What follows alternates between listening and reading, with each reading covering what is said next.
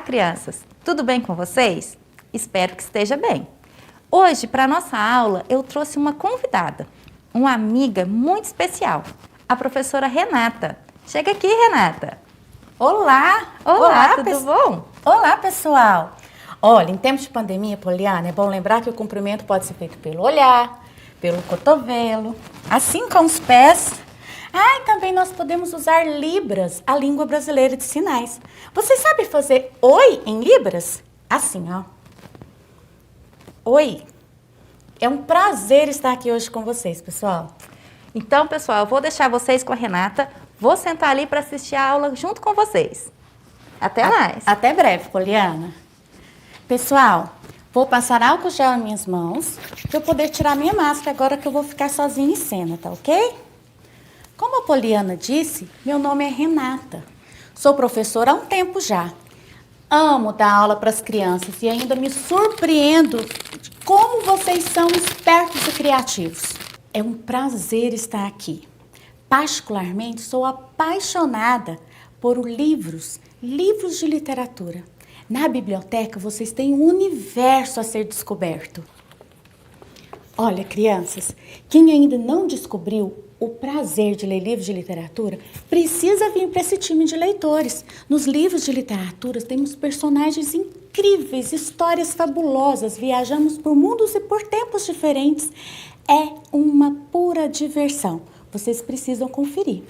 E para hoje, preparamos, eu e a Poliana, um livro que escolhemos especialmente para essa aula. Vamos lá? A aula vai começar. Ajeitem o corpo, chama a família e vamos começar com a leitura.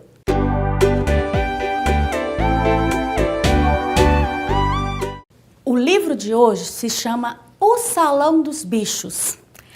Antes de começar a leitura, vamos olhar a capa? Aqui está a capa, ó, nós temos o nome do autor, Hugo Ribeiro de Almeida, aqui no alto. O título da obra, O Salão dos Bichos. Temos também o nome da editora. Vocês sabem o que é a editora? É aquela empresa responsável por contratar o escritor que vai escrever o livro. Ela contrata também o ilustrador que faz as ilustrações, os desenhos do livro. É também quem contrata um profissional que se chama editor. É ele que ajusta o texto nas imagens e põe o livro prontinho para ser impresso. Depois vai para a gráfica, fica pronto o livro para vender e ai, que gostoso que é ganhar livro de presente. Eu amo, quiser me agradar, me dê um livro. Bom, aqui eu trouxe também a contracapa, que é a parte de trás do livro. Normalmente eu gosto de ler a contracapa porque traz informações sobre o autor, às vezes até conta alguma coisinha da história, porque eu já fico toda pensando o que vai acontecer no livro. Aqui está falando sobre o Hugo Ribeiro de Almeida, o escritor. Ele diz que vive em Juiz de Fora, é mineiro também como a gente. E ele sempre se divertiu desenhando e hoje trabalha profissionalmente. Olha que beleza! Um talento que ele tinha desde criança, hoje é a profissão dele. Ele ilustra textos de outros autores. Hoje ele escreve e ilustra os seus próprios textos. E esse livro ele fez as duas coisas, ele escreveu e fez as ilustrações. Bora lá para a leitura? Gente, dica do dia. Presta atenção. Vocês já viram alguma vez a professora pede para você ler um texto e aí você fala assim, não, eu acabei de ler esse texto, não me lembro nada, professora, do que eu li? Bom, vou ensinar para vocês estratégias de leitura. Sempre que eu aparecer aqui na aula da professora Poliana, quero ensinar uma estratégia para vocês. A primeira, uma das mais importantes, quando a gente vai ler qualquer texto, é ativar o nosso conhecimento prévio. O que é isso, Renata? É lembrar o que eu já sei do assunto. Olha, salão dos bichos, salão de beleza. O que tem no salão? Eu preciso ligar para marcar o horário. Lá, às vezes eu chego no salão, tem que esperar, tem revistas para eu ler para esperar. Tem pente, todos os objetos que ela vai precisar para cortar o cabelo, ou para arrumar, ou para fazer a unha. E olha, todas as informações a gente já vai lembrando e o nosso cérebro já fica mais esperto para prestar atenção na leitura que a gente vai ler. Aí eu vejo Salão dos Bichos e já começa a maquinar aqui. Salão dos bichos? Será que os bichos vão para o salão de beleza e cortar cabelo? Aí eu fico fazendo hipótese do que vai ter no livro. E vou começar a minha leitura procurando as respostas. Será que eu estava certa ou não dessas hipóteses que eu fiz? Isso vai me fazer entender melhor esses livros, ok? Então, estratégias de leitura. Vamos ativar essas estratégias e vamos para a leitura do Salão dos Bichos. Bora comigo! Quero que vocês prestem atenção na forma como o escritor escreveu, tá? Ele escreveu uma história simples, mas de um jeito muito divertido. Vamos lá! No salão da Dona Garça, num precinho quase de graça, a bicharada corta o cabelo. Tá lá escrito num aviso: corto, penteio, aliso, lavo, tinjo e aparo, pena, pelo e penacho. Olha o salão, calendário, aqui o aviso, pessoal lendo um jornal para esperar. Isso mesmo, vamos ver o que vai acontecer mais. Dona Garça não tem tesoura, seu bico faz a função. Com cuidado e precisão, corta a juba do leão. Não há pelo que resista ou pena de bicho penado, quando passa pelo bico de corte tão afiado. Cai pelo duro ou macio, pelo liso ou anelado, é pelo para todo lado. E vejam que resultado! O pato ficou um gato com o seu novo penteado. E o gato, que já é gato, ficou mais lindo que o pato. O macaco, muito esperto, em tudo é o primeiro. Pediu serviço completo, bigode, barba e cabelo. Pro amigo o elefante, apenas um corte elegante.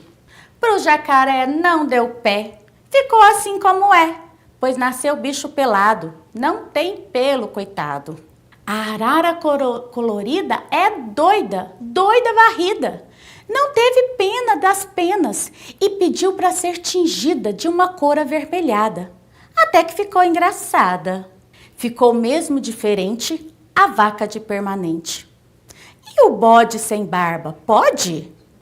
Quando termina o dia, só há pelo pelo chão. Um bico comprido fechado, no bolso alguns trocados e uma vassoura na mão. Quem não gostou, que conte outra.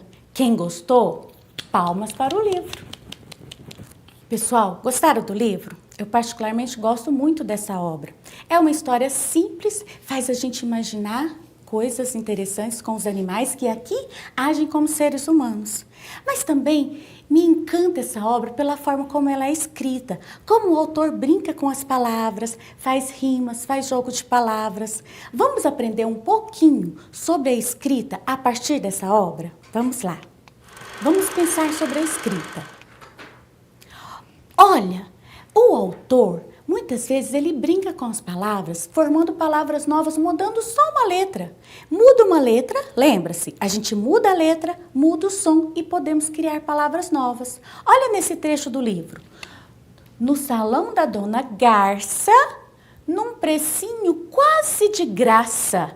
Olha que legal, a gente só troca a ordem da letra R com o A. Garça e graça. Depois ele faz isso de novo. Para o amigo elefante, apenas um corte elegante. Nota que aqui a gente mudou apenas uma letra, apenas um som e formamos palavras diferentes. Vocês que já estão no terceiro ano, que já sabem escrever, estão aprendendo a escrever melhor ainda, é preciso prestar atenção nesses pequenos detalhes. Quando a gente muda a letra, mudamos o som. E a gente pode começar a brincar com as palavras assim. Olha aqui, vem comigo com o quadro. Tem outra palavra que eu gosto de brincar. Essa palavra.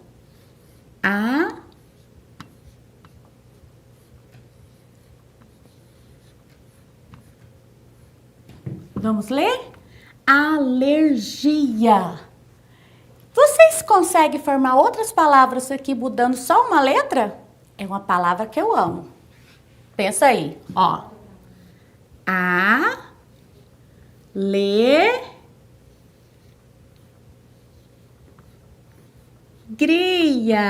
Alergia, viram? Eu troco o R de lugar e formo alegria. Legal, não é? Vamos pensar em uma frase com essas duas palavras na mesma frase? Vamos lá. Pensa uma aí que eu vou pensar aqui. Pensei, ó. Foi uma alegria quando me curei da alergia. Vamos lá, vamos ler comigo. Foi uma alegria quando me curei da alergia. Essa é a minha frase. Você criou uma aí? Fala pro pessoal que tá aí do lado com você. Gente, olha aqui. Terceiro ano a gente não pode errar mais umas coisinhas, uns detalhes não. Por exemplo, começo de frase sempre com letra maiúscula. E quando eu encerro a frase, eu uso o ponto. Nesse caso, eu usei ponto final, porque é uma frase afirmativa. Foi uma alegria quando me curei da alergia. Se eu quero dar mais ênfase, entonação, alegria, entusiasmo nessa frase, nisso que eu estou dizendo, eu posso usar o ponto de exclamação. Lembra? Se eu uso o ponto de exclamação, eu devo mudar a entonação na hora que eu leio. É diferente eu dizer, foi uma alegria quando eu me curei da alergia. Se eu ponho ponto de exclamação, foi uma alegria quando me curei da alergia. Certo? Olha, esse livro é uma riqueza. O que mais o autor traz para nós? Rimas. Tem muitas rimas. Eu trouxe aqui uma estrofe, que é esse conjuntinho de versos. Vamos ler? E presta atenção no som final das palavras. Dona Garça não tem tesoura, seu bico faz a função. Com cuidado e precisão, corta a juba do leão. Veja que eu tenho 3 palavras que terminam com o mesmo som. Ão. Função, precisão, leão. São palavras que rimam, que terminam com o mesmo som. Temos outro exemplo no livro. Cai pelo duro ou macio, pelo liso ou anelado. É pelo para todo lado e vejo o resultado. Bacana, né? As rimas trazem uma sonoridade, é gostoso ouvir poemas ou texto escrito com rimas, não é? Outra coisa que nós podemos aprender e pensar sobre a escrita a partir do livro Salão dos Bichos. Expressões populares. Amo expressões populares. E o livro é rico nelas. Olha, ele tem um momento que ele fala assim, o pato ficou um gato. As expressões populares, elas não dizem exatamente aquilo que está escrito. Elas têm outro sentido. Quando a gente diz que o pato ficou um gato, ou, ai, aquela menina é uma gata, eu estou dizendo que ela é um animal? Não, que ela é bonita, que ela é linda. O pato ficou lindo. Outra expressão. Pro jacaré não deu pé. Lembra do livro? Não deu pé porque para ele não teve jeito, porque ele já era pelado, ele não tem pena e nem pelo para ir para o salão. Então, para o jacaré não deu pé, para o jacaré não resolveu nada. Outra expressão do livro. A arara colorida é doida, doida varrida. Vocês já escutaram essa expressão? As pessoas mais velhas usavam muito, assim como eu. É doida varrida, quer dizer que ela faz coisas inesperadas que a gente não acredita que ela faria. Pintou as penas todas de vermelho. No livro foi uma loucura, né? Por isso a arara foi doida varrida. Aprenderam sobre expressões populares? Que bacana! Ah, e o livro brinca com palavras também. Palavras que são escritas da mesma forma, mas têm sentido completamente diferente. 2 trechos eu separei para vocês esse livro. Olha aqui. Quando termina o dia, só há pelo pelo chão. Pelo de cabelo, pelo chão, jogado pelo chão. Então, pelo cabelo, pelo chão, está espalhado, jogado pelo chão. 2 palavras, escritas da mesma forma, coladinhas no texto e com significados diferentes. Olha que bacana que o escritor fez. Aqui outra também, 2 palavras muito parecidas, com significados diferentes. A arara não teve pena das penas. A arara não teve dó das penas, aquilo que é revestido o corpo dela. Olha, pena e pena. É por isso que analisar a frase e o contexto é muito importante para a gente perceber o sentido das palavras. Beleza? Muito bom. Agora, que tal, já que a gente aprendeu tanto com esse livro, uma proposta para vocês. Que tal um momento de diversão em família? Vocês montarem um salão em casa. Quando eu trabalhei esse livro numa escola, há muito tempo atrás, nós fizemos um salão na sala de aula. Foi uma diversão. Os pais chegaram, os meninos arrumavam os penteados, saíram todos com xuxinha, com laço. Rendeu muitas fotos, foi muito divertido. Agora não podemos ficar saindo de casa, mas podemos nos divertir em casa. Vamos fazer um salão em casa? Presta atenção que nessa brincadeira, quanto de coisas interessantes dá para fazer e aprender. Horas, olhar calendário, nós podemos fazer contas. Por exemplo, vamos supor que a sua mãe foi cortar o cabelo. De brincadeira, não vai cortar o cabelo de verdade da coitada. Vamos supor que ela fez um corte de cabelo feminino, R$20. E ela fez uma escova para o cabelo ficar liso e bonito. Vamos supor que ela vai para uma festa, mais R$5,50. Quanto que a sua mãe vai ter que pagar para você com esse dinheirinho de brincadeira? Então, ó, essa é uma sugestão bacana para você se divertir e aprender muito em casa com o pessoal da sua família, tá bom? Por falar em animais, vamos agora aprender um pouco sobre os animais de verdade? Vamos lá comigo. Olha, eu andei olhando as atividades do portal Escola em Casa. Eu também tenho filha que estuda e nós fizemos atividades bem bacanas de ciências sobre os animais, sobre os seres vivos. Os animais são seres vivos e aprendemos sobre o ciclo de vida natural desses animais. Por exemplo, uma galinha. Ela nasce, cresce, quando chega na fase adulta, se reproduz, né? E dá filhos. Depois desse ciclo natural, morrem. Pode ser que os animais morram antes de se reproduzir, mas esse não é o ciclo natural. O ciclo natural da vida é nasce, cresce, se reproduzem e morre. Vocês já aprenderam isso, já fizeram atividades no portal sobre isso, não é? Então, vamos lá, um pouquinho mais sobre animais. É um universo. Vocês sabiam que até hoje os cientistas descobrem animais que nunca descobriram, principalmente nas profundezas dos oceanos? É uma diversidade incrível. Animais de todos os jeitos, de todas as variedades, é uma loucura, muita coisa. E quem é curioso, gosta de aprender, tem um universo para aprender sobre eles. Vamos aprender algumas coisas, ó. Dessa diversidade, o que os cientistas costumam fazer? Eles costumam analisar as características dos animais. Por exemplo, ó, eles analisam o revestimento do corpo dos animais. Alguns animais têm o corpo revestido por penas, igual o pato do livro, por pelo, igual o gato, né?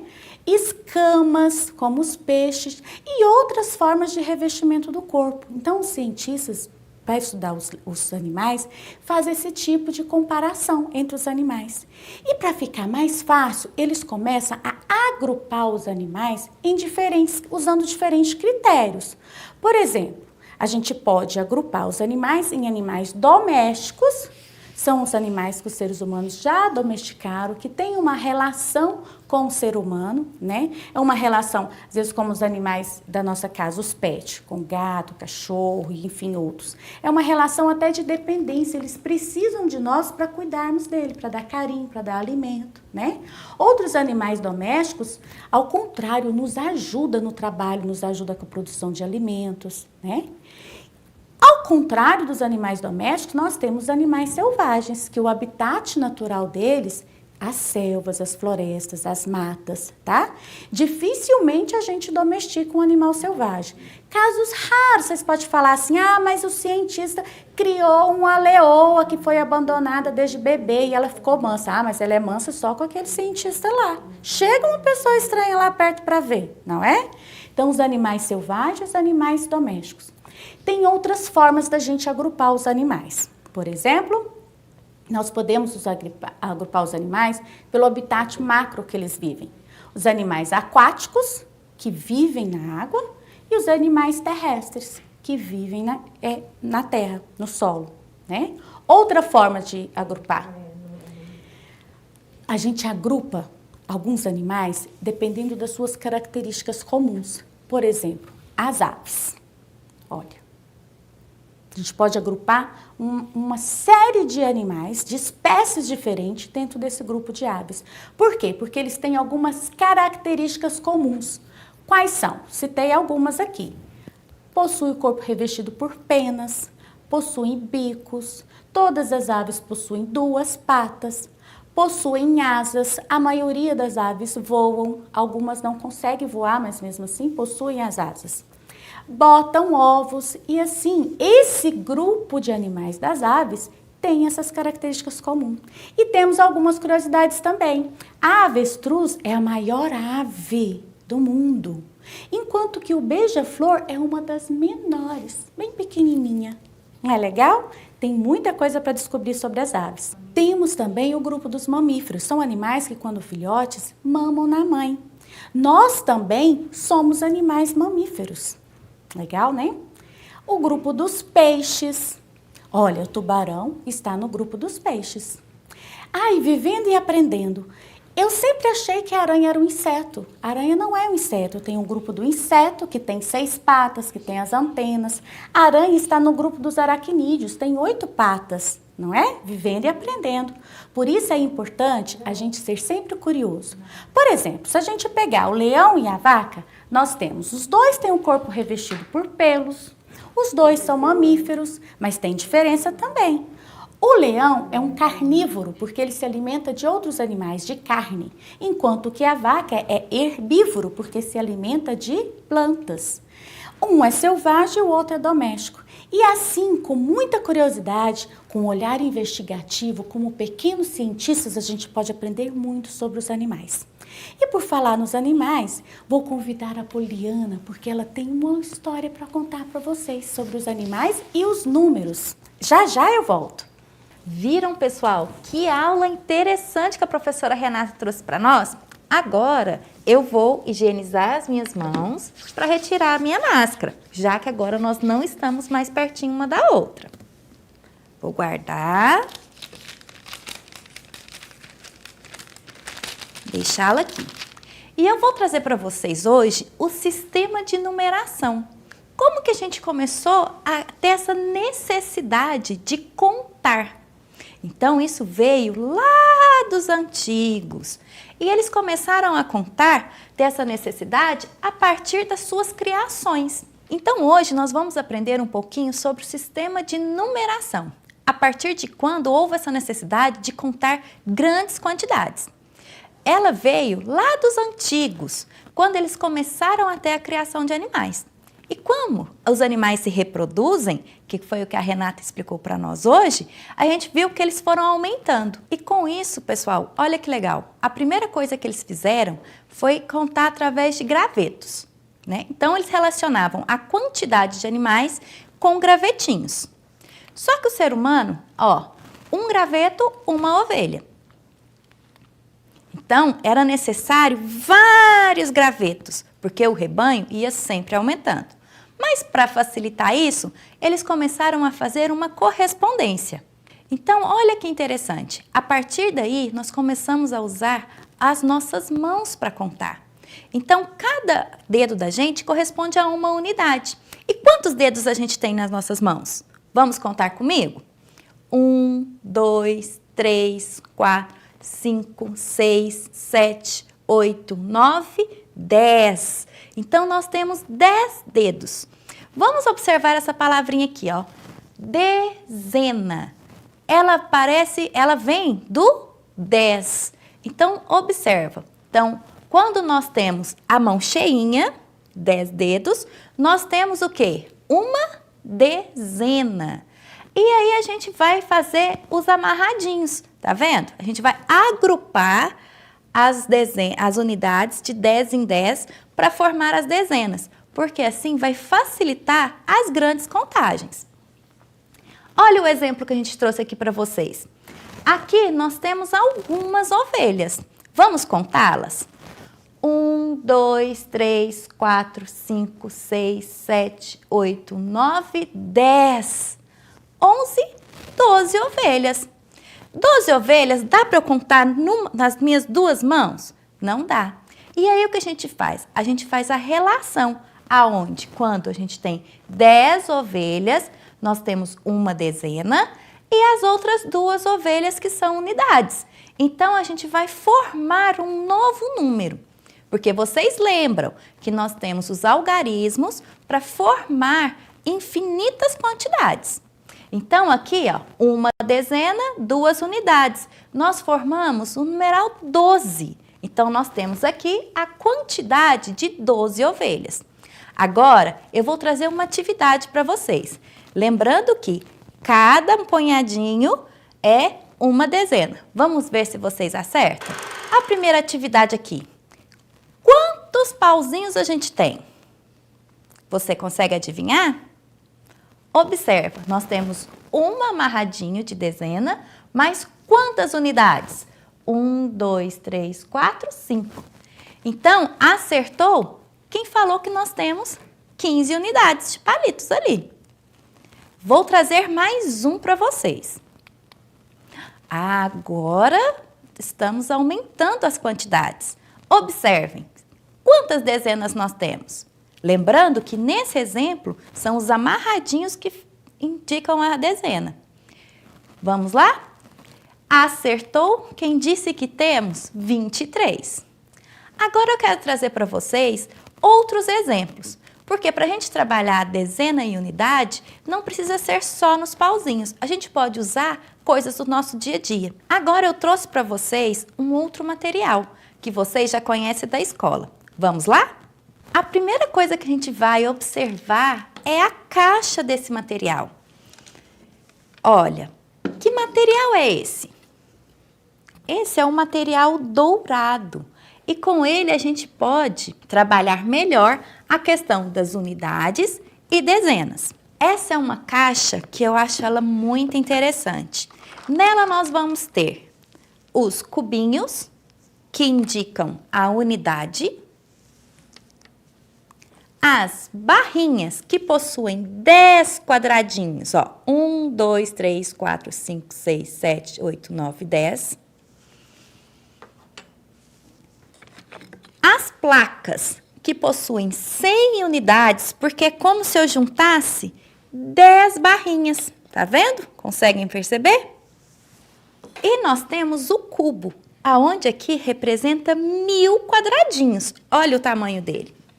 E através desse material, eu posso representar várias quantidades. Vamos lá? Se eu pego, ó, 4, vou juntar a esses que estão aqui. Hoje, nós não vamos usar nem o cubo, nem a placa.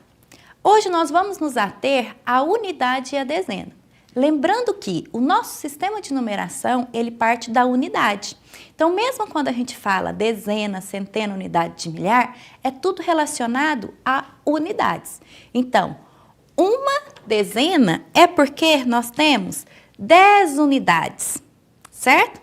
Vamos dar exemplo, vamos formar mais um número, usando agora o nosso material dourado? Observem as dezenas e unidades que eu vou utilizar. Então, 1, 2, 3 dezenas. Mais 1, 2, 3, 4, 5 unidades. Que número que eu formo? Acertou quem disse 35. Então, na aula de hoje, nós aprendemos muitas coisas. E eu vou chamar aqui novamente a Renata para a gente nos despedir de vocês hoje. Vem, Renata, mas para isso eu vou colocar novamente a minha máscara, certo? Vou retirá-la, sempre pelo elástico, e colocá-la novamente.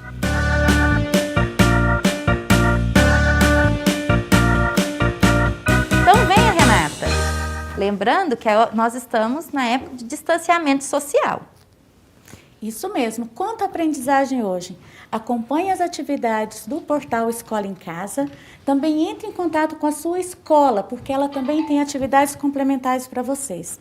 Tchau, foi um prazer estar aqui. Até a próxima. Então, crianças, nos vemos na próxima aula. Aguardo vocês. Tchau!